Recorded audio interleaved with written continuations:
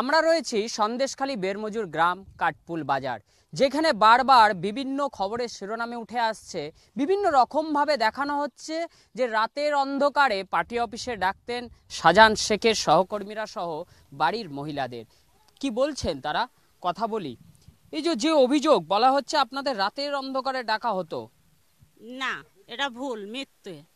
এটা কোনোদিন আমাদের এইভাবে ডাকা হয়নি, আমরা এরকমই সৌজন্যে পাইনি। আমরা ওটা ভুল। না না, আমাদের কোনোদিন এইভাবে ডাকা কোনোদিন ডাকি না, কোনোদিন না। এরা সব সব মিথ্যে অভিযোগ, কোনো অভিযোগ আমাদের নেই। আমাদের এইখানে খুব শান্তশিষ্ট জায়গা, আমরা খুব ভালো ছিলাম। সন্দেশখালী থানার ভেতরে যেখান থেকে শাহজাহান শেখের বাড়ি ইডি হামলা করেছে তারপর থেকেই এই সব চালু হয়েছে। তার আগে তো কোনোদিন এরকমই অভিযোগ তো কোনোদিন আসেনি। মিথ্যে, সব মিথ্যে অভিযোগ। বিজেপি থেকেই সব কিছু, বিজেপি না আসলে এরকমই ঝামেলা কখনোই হতো না।